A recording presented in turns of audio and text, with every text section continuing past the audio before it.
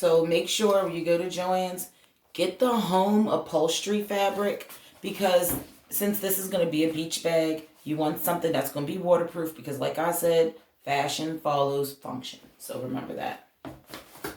Then if you have a material, say if you want something that's a bit more sturdy, like something that's way more, like a lot more durable, or say if you just don't happen to have or can't find something thick like this, you just want to use something you're laying around the house, then what you can do is a cheap alternative, but you would need to get interfacing, which is basically a fabric stabilizer. This is an example of interfacing. If you can see the way that it moves, it's almost like cardboard or like poster board, but it has one side is bumpy, which has the glue dots, and then the other side is just like smooth, almost feels like felt.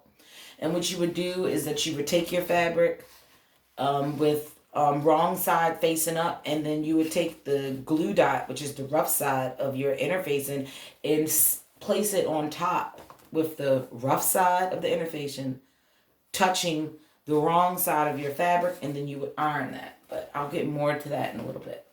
So you're going to need your fabric. I say for this bag, I probably say about 1 yard. But if you're a beginner, I always say get 2 yards. Just because if you mess up, you don't have to say, oh, I messed up, and then you got to wait until you get back to Joann's and get it. Just get the 2 yards while you got it. Because they're really good with coupons. Sign up for their coupon and their mailing list, and you'll get coupons in all the time. So you'll very rarely ever be paying for full price products. So you got that. So you got your tracing paper. You have your interface, and that's if you don't think that the fabric you have is sturdy enough or thick enough to your liking. You do not need this. That's just extra. So we have that. So interfacing, we got our pattern paper. Next thing we're going to need, and here goes another piece that I have. I just brought it in tan. This is another kind that I got. This one is less sturdy, but if you see it, it's like a faux leather. And you can see this has a little bit of weight to it, because I'm going to make a cream color one too. I'm not sure if that one's waterproof. And then to make the inside, like this one, I did not line because I didn't expect to get it right the first time, because I've never made like a bag like this before with the actual bottom that, you know, with the sit down bottom. A lot of tutorials don't show how to make the bottom. They just make a lot of the flat ones, which isn't bad, but I prefer to have a little bit of a bottom for more space. The other material that you're going to need, so let's just say this is my fabric. So you need your fabric in any type of outdoor fabric, or any type of like faux leather. You could probably do it with a faux suede, but I wouldn't really do that with a beach bag unless you're not going to use it as a beach bag, as another bag. Then you can really use whatever you want. And then here, this is another piece of fabric that I got as a contrasting. This is actually outdoor fabric as well. I think this is for like what are they? Picnic chairs or something, or like the cushions for your outdoor chairs. This is what you would use for that. It's upholstery fabric. That's what it's called. So you can walk in any store like a Walmart or a Joann's and say, "Hey, can you show me where your upholstery fabric section is?" I would say if you're a beginner, go to Joann's. Don't go to Walmart. Walmart can be cheaper, but Joann's with their coupons, you kind of work out better. But Joann's employees are very knowledgeable.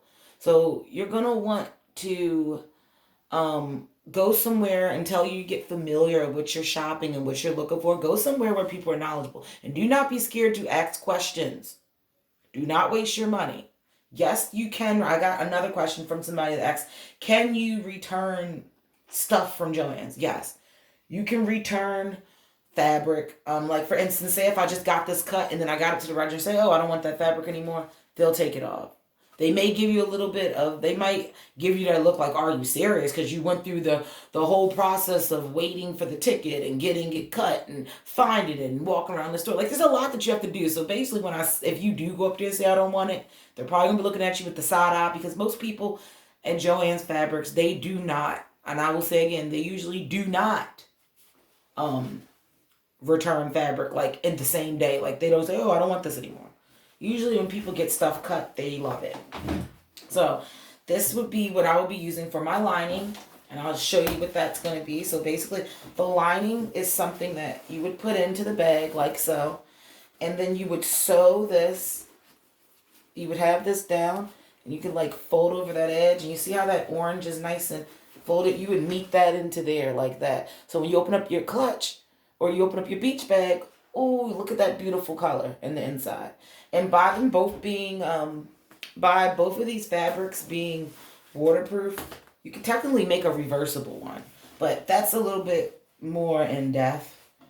I'll probably make a video on how to make reversible items, because reversible stuff is always fun, especially if you only have, a few dollars. If you're working with something small, if you're working with like scrap fabric, that is perfect.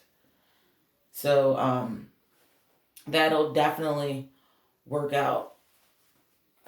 Next thing that you're going to need. So now we got our tracing paper.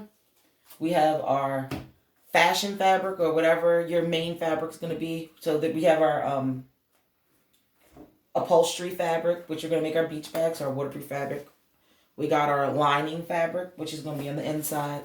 You do not have to line it. And I always get that as well. People are like, oh, you don't have to line it. It just makes it look so much better, more professional. But as you can see, I did not line this one because I was not sure if I was going to get it right the first time, which I did. Shocks myself.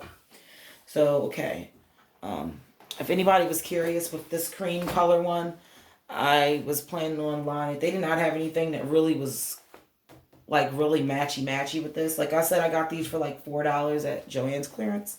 So I just got this like cheap little, pink and white. This is also upholstery fabric, and then I'll just, line the inside of the cream bag, and it'll be like this, and then you open it. Oh, look at that pink. That's going to be pretty. Okay. Now, you can technically make your measurements whatever you want, but for now, please stick with me. What else you're going to need? You're going to need, if you hear anything rolling, that's my chair. I'm sorry.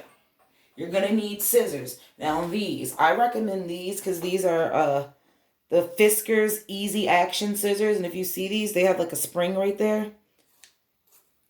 And you see, like, it does the work for you. You don't really use a lot of your arm muscle. And then if you do it like that, it has a lock. So they lock, makes them safe. You can see that. And then you just unlock them. And I love that if you look at this, how they cut flat. So you can just, you get what I'm saying? You get that straight line. Very, very, if you're new to cutting, it's really good if you want to go around circles, because you have this very, very flat bottom that's just going to sit, and your fabric is going to guide, and they're very sharp. And with that, I had got this as well. It will come in handy. This by Fiskars as well. It's a scissor sharpener. So you just stick them in there. I'll show you guys how it works. Just stick them in there.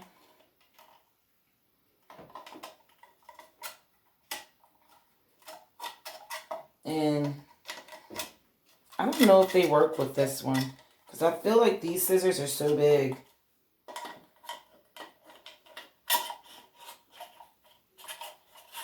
Yeah, I don't think it works with these. But this does work, but I think that it does not sharpen these for some reason. So you're going to need your scissors.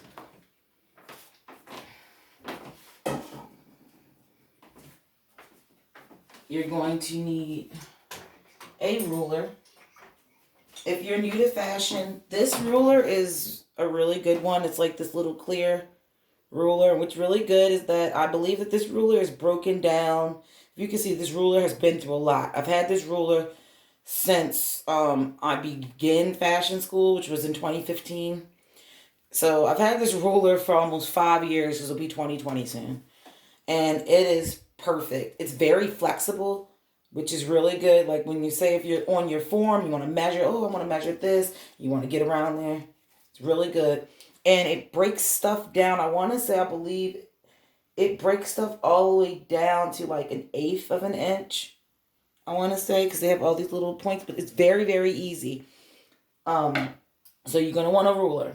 If you don't have a flexi ruler, you can use a regular ruler. Just remember, regular ruler is only 12 inches long, so you're probably going to have to like make a line and add a line. And I try to like cut out as many steps as possible. And really making a line and adding a line, you can do that, but then sometimes the line comes off a little bit crooked, and then when you cut it, it's just not even, and then you end up trimming it, and yeah, long story. So, you're going to need that ruler. And then, last but not least, you're going to need a marker, or use a pencil. Don't listen to me. I use Sharpies, but as you can see, I got marker all over my table. So use a Sharpie. But yeah. So Sharpie, or you can use this. This is really, really good for beginners. I don't know if you can see that. I always keep putting it in front the wrong way. But if you look at this, this is disappearing ink. Disappearing ink, and I hate this. I can't get this good. If you guys can see. Disappearing ink and Mark Be Gone is one on each side. Is really good. The disappearing ink, it's air and water soluble ink, which is really good. And then the Mark Be Gone is water soluble. So literally you mark all over your fabric or whatever, and you can take water and it'll come out. Or the purple will come out with just sitting over time and air, or either water as well. So that's good to have one of these, because I'm famous. Oh, I need a pencil, I need a mark, and then I end up grabbing the wrong thing, and then you got marks everywhere. So definitely you're going to want a pen. But I'm going to use the Sharpie for teaching purposes. And that's basically all the materials that you need. So I want to go over with you guys exactly what you're going to need to make your pattern. So let me get this pattern that I had made already. Give me 1 second. I should have had it ready.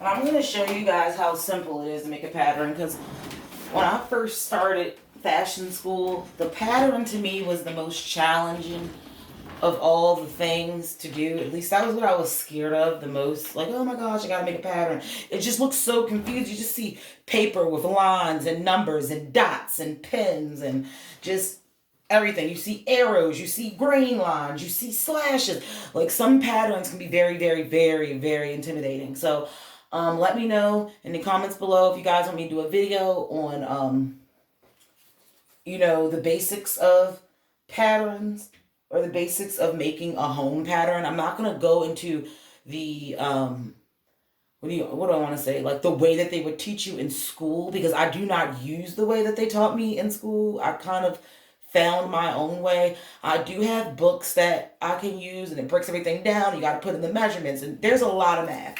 So I tell people that if you hate math and you want to be a fashion designer, just know that you're going to have to at least know fractions, and know your fractions, know decimals, definitely know your measurements, and you just want to be comfortable with like adding and subtracting with weird numbers, like with weird fractions, because it's very rare that you'll work for a client or you'll make something for somebody and they will be like an exact 38-inch waist, or an exact 25-inch bust, or well, that's really exact 25-inch bust, or you get what I'm saying? Most people fall in between. So you might have a 38.5, 28 3/4. Like, and sometimes you will in the beginning. I always tell people, don't stress out if you're still learning it.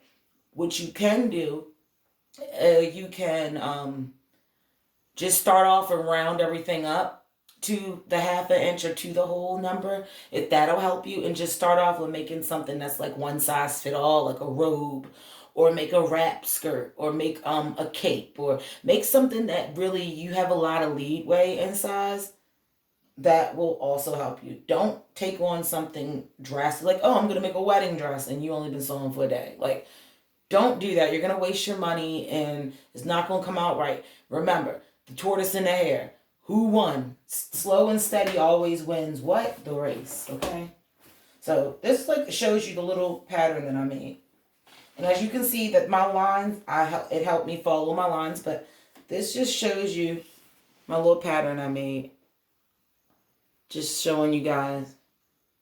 Then I gave myself, I always write like instructions on how I put it together. That's the direction that I cut it in, the direction that you should lay the pattern on the fabric. So that's good. A lot of times you can add your seam allowance. So if this was, say, this was the exact size that you wanted the bag, then what I would say, before you cut out this piece, you're going to want to add, I usually use a half an inch, or for this bag, I used a quarter of an inch because it was so bulky, the fabric was. I'll get into that in a little bit. But you want to make sure that you leave at least a half an inch extra. So say if you wanted your bag to be 14 inches long, like how this one is, I believe I did it 14 inches long. So if you want your bag 14 inches, then you're going to want to cut it out 15 inches. Or, I mean, you want to, when you cut it out, you want to cut it out 14 and a half inches, because that half an inch is going to be what you need as your seam allowance to connect the other pieces. That's very important that you add in seam allowance. And I tend to say add in seam allowance to all of your patterns, because it's better to have the seam allowance in. So when you want to make it again, you just grab it like this. I'll just grab this, cut it out. This here goes the bottom piece that most people don't do. Most people would just take this, cut two. I'm going to show you guys because I got something back up. So this is the second one that I was going to make, but this basically gives you an idea of what I did to get this bag. What I did was, put that right there. What I did was I took these two pieces of fabric. As you guys can see, I'll go up close so you guys can see what it says. It says like marine quality. It's really good. But this is what the back of it looks. And it's this beautiful bright orange. Why was this on the clearance rack? And literally, when I got this on the clearance rack, I think it was actually during the summertime, which is weird because usually upholstery fabrics and stuff like this is when the people want to redo their back porches and they want to redo their outdoor cushions and pillows and stuff. So why would this be on sale in the summertime? Who knows, but maybe it was on sale for me. So what I did was I took two of these. And what you're going to do is you're going to cut two. This is just the scrap fabric that I had left. So I'm going to end up having to make this one smaller because as you guys can see, the scrap fabric that I have left, they're not even. So it's not big enough. I mean, they're not even enough for me to make the same size one. But I'll probably make two smaller ones, like cut this across and then do two smaller bags because for my fashion show, you know, I'm doing purses and headbands and hair pieces and jewelry. I'm like doing all of it. So let me know in the comments if you guys want to see any of like videos, DIY videos on jewelry, because I make jewelry as well. Like I tell you, whatever you can DIY, believe me, if I know how to do it, I will show you how to do it. If I don't know how to do it, I will try to learn how to do it. If it's something that I try to do and it's like, okay, I just can't get it, I will let you guys know that, look, I tried to figure that out. It gave me a run for my money. I don't feel comfortable with teaching it. I will let you guys know that because I want to be as honest with you guys as possible, because I want to encourage you guys to follow your dreams. If you want to do fashion, do fashion. Do not let anybody tell you don't do it. Don't let people say, oh, well, it's not, how are you going to make money? Don't think about making money, how you're going to make money. Because at the end of the day, if that's a passion, you will succeed. There's a lot of people who wish that they would have went to school for something that was, you know, more of their passion or something that they love to do, but they didn't because you know what? They thought about money and now they get up to work every day and they're miserable. So just remember, like, don't let people who don't have the same hopes and aspirations and dreams as you, don't let them discourage you from following yours. Because just because they may not see it, only real person that you need is yourself to believe in. You only need to believe in yourself. You don't need other people to believe in you. So back to that. Sorry for my little motivational speech, but it's just like these are things that I wish people would have told me, because I did feel guilt when I first started design school, because I felt like everybody told me, because I love to cook. So let me know in the comments if you guys want to see some cooking videos. I'm thinking about doing a separate channel for that, because I feel like DIY cooking is kind of DIY, but I feel like that it doesn't really go with the genre. And I know everybody that comes to this channel, they're expecting DIYs that are trendy. So I'm gonna make sure that I'll take a poll, see what you guys think after a while, and make the decision on whether or not I want to do a food one. But yeah, so you would have your 2 pieces of fabric. They're cut out like so. So you would cut 2. This is 14 inches long. So this is 14. The bottom is 14. The sides, I'm not sure. Let me see. Because I kind of like, you can really make it as long as you want. You make it as tall as you want. It's all up to you. I hate when you look at these videos and they say, yeah, mine is 18 and a half inches and by 3 inches and 3 3/4 of an inch, and like then you're gonna add 1/8 of an inch. It becomes overwhelming. Follow your own measurements. Just know that you have to be consistent. Consistency is key when it comes to fashion design. You do not understand how many times in the beginning that I had made stuff or tried to make something and I was not consistent in everything I did. So when you try to sew it together, you're going to run into a lot of problems if it is not consistent. That's why I always tell people, when you cut something out, you're going to want to cut it on a fold to make sure that they're both mirroring, perfect mirror images of each other. Don't, like a beginner thing that I've seen people do and I cringe at, is that if it says cut 2, what they'll do is they'll literally say, if I needed to cut 2 of these, they'll take this and then they'll lay it down like this and they'll cut that out. Then they'll take this off and get another piece, lay it back down, then they cut that out. Yeah, you're following the same piece, but I'm trying to tell you, your eyes are not as accurate as you think they are. You will cut this a tiny bit too much, or you might mess up and you might not cut it completely straight on one side. But guess what? If you would have folded your paper like so, I'm going to show you. So when I take this off the roll, the good thing about this stuff is that it's folded already for you. So you got to worry about it shifting, the lines getting uneven. Look, it's folded already into 2.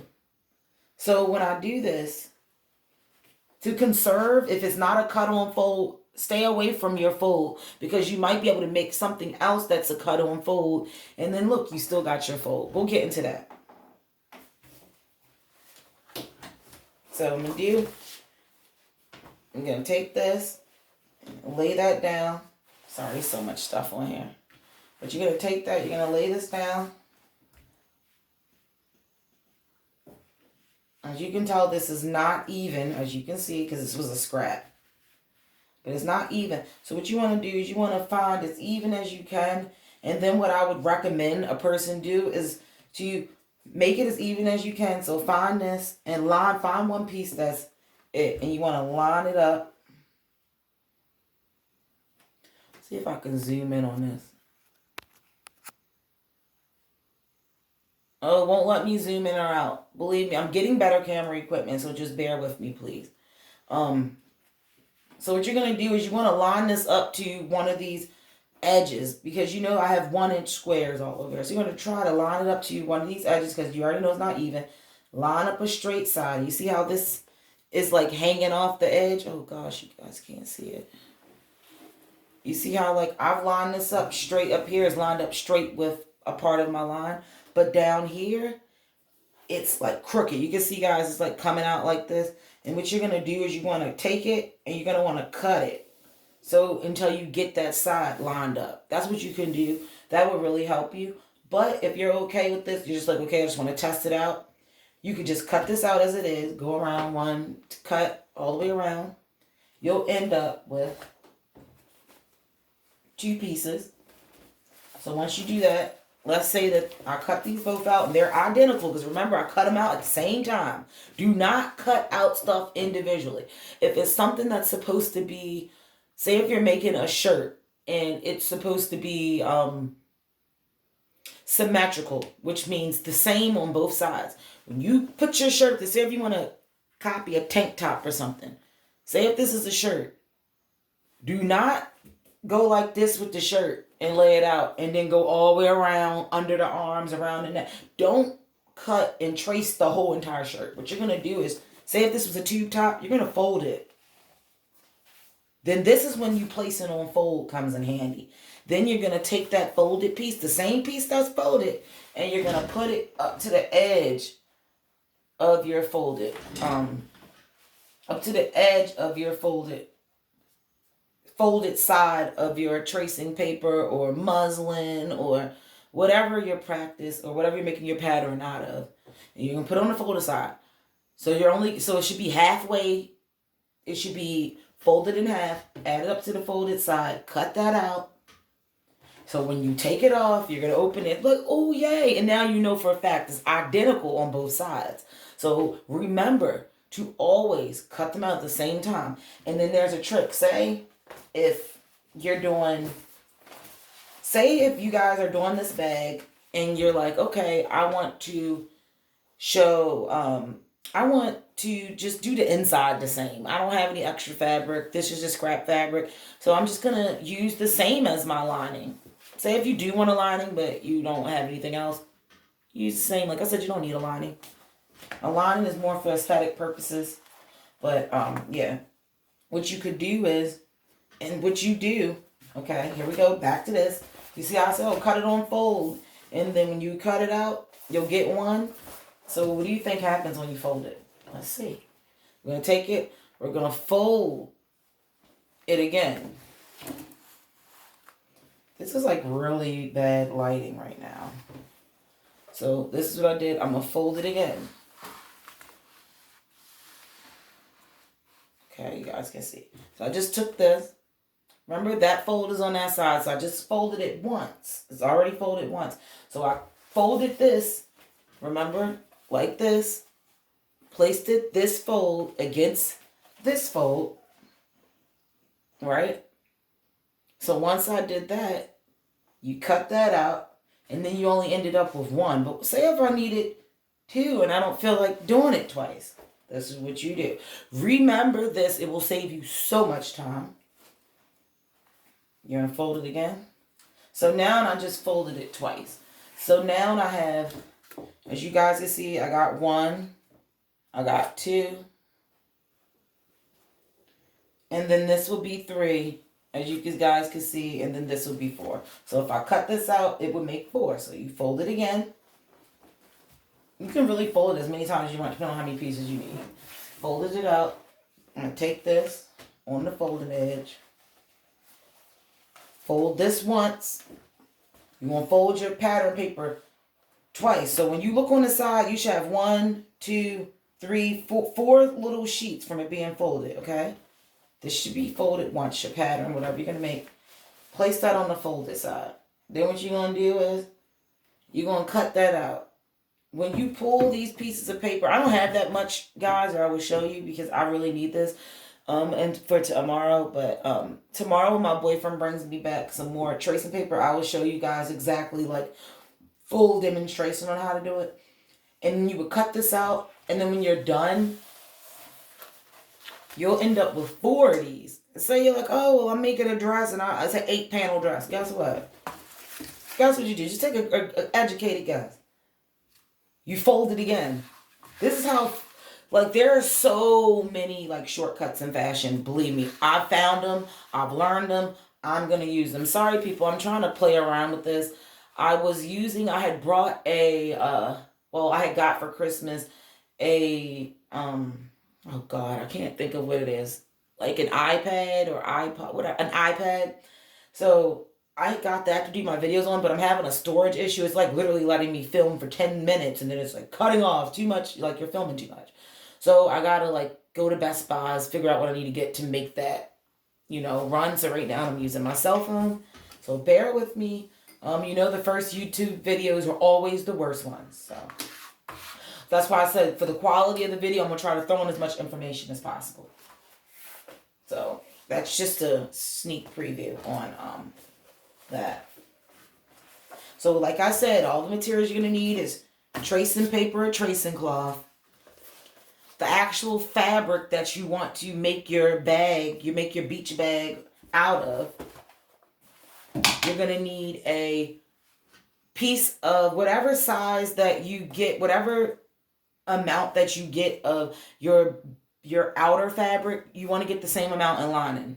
Always remember that. And usually when you line something, the lining is always a little bit bigger than the outer. So if you're making a bag and it's going to take the whole entire 2 yards, like I don't know how, that's a giant bag, but you can make like a bag and it takes the whole 2 yards, then for the lining, you might want to get 2 1/4 of yards or 2.5 yards.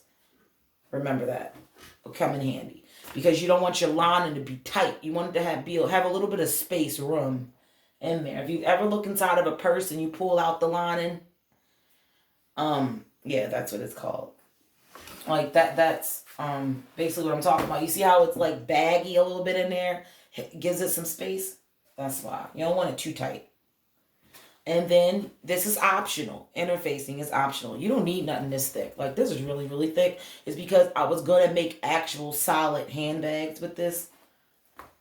But I like see stuff. I get excited. I come up with stuff, ideas, and I get home and then it's something different. So like, yeah, I'm all over the place sometimes. I love design. I love creating. I love DIY. That's why I was like, what should I do? Should I make a fashion channel? Because I'm in school for fashion. I said, no, I'm going to do trendy DIY.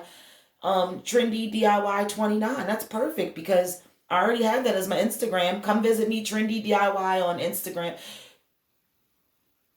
Trendy DIY 29 on Instagram. I'm sorry, they made me use a number, but Trendy DIY 29 on Instagram.